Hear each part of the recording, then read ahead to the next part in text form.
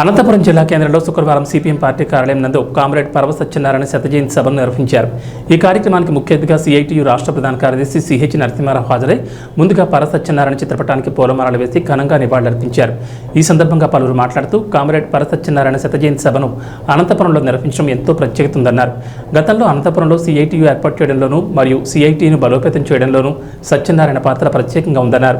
నేడు అనంతపురంలో సిఐటియు కార్మికుల సమస్యలపై నిరంతరం పోరాటం చేస్తుందంటే గతంలో సిఐటియు ఏర్పాటు చేయడంలో పారా సత్యనారాయణ చేసిన కృషి మనమంతా గుర్తుంచుకోవాలని పేర్కొన్నారు. ఈ కార్యక్రమంలో సిఐటియు నాయకులు నాగేంద్ర కుమార్, నాగమణి, వెంకటనారాయణ, ముత్తుజ, ఇతర సిఐటియు కార్మిక నేతలు పాల్గొన్నారు.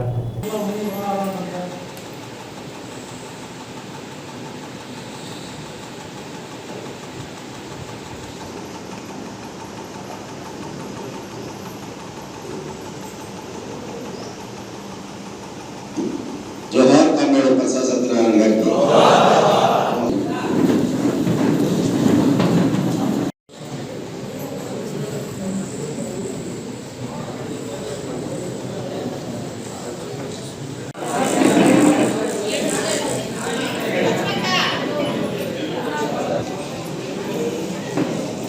కామ్రేడ్స్ పర్వ సత్యనారాయణ గారి పుస్తకం ముద్రించారు.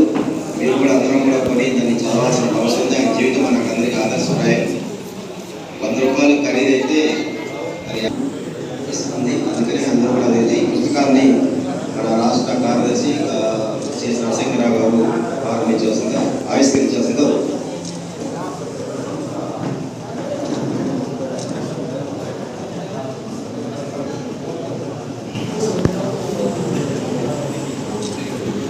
రెన్యూవల్ చేసుకోకపోతే ఖచ్చితంగా పర్వ సత్యనారాయణ గారి లెటర్ వస్తుంది. మీరు ఎవరైనా స్వీకరించేదాన్ని మనం ఏదైనా కొంచెం కోపం కూడా వస్తుంది. ఎన్నిసార్లు చెప్పినా చేయలేదే కోపం ఆయన కాదు. ఎన్నిసార్లు అయినా ఆయన నవ్వుతూ ఆ రాతగిరి చూస్తే మనం దాన్ని చూసి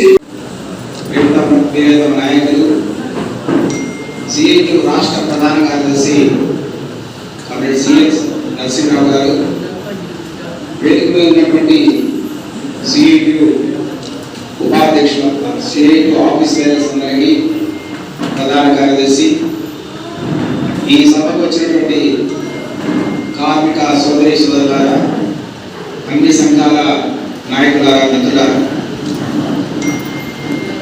మనం పర్వ సత్యనారాయణ గారి శత జయంతి రాష్ట్ర వ్యాప్తంగా ఆయనను స్మరించుకుంటూ మన ఉద్యమానికి ఏ రకంగా ఆయన ఉద్యమాన్ని ప్రారంభ దశ నుంచి ఎట్లా చేశాడనేటువంటి దాన్ని, ఎందుకంటే చాలా మందికి తెలియకపోవచ్చు. నాకు తెలుసు అనంతపూర్లో మొట్టమొదటి సిఐటియు మహాసభ లలిత కృష్ణకాలంలో జరిగింది. మొదటి జిల్లా దానికి ఆయన హాజరయ్యారు. చాలా కాలం అడిగేవాడు ఎప్పుడు జరుపుతారని. అప్పుడు మనం చాలా చిన్న ఉద్యమంతో కొన్ని యూనియన్స్ ఉండేది కదా, ఎంజీ యూనియన్ ఒకటి, ఇంకా అప్పటికి అంగన్వాడీ అప్పుడప్పుడే ఇంకా వస్తున్నటువంటి పరిస్థితి. తర్వాత ఇరిగేషన్ డిపార్ట్మెంట్ మనం యూనియన్స్ కాబట్టి అక్కడ జరుపుతున్నాం. ఆ దానికి అంతా చాలా చిన్న శక్తిగా ఉంది.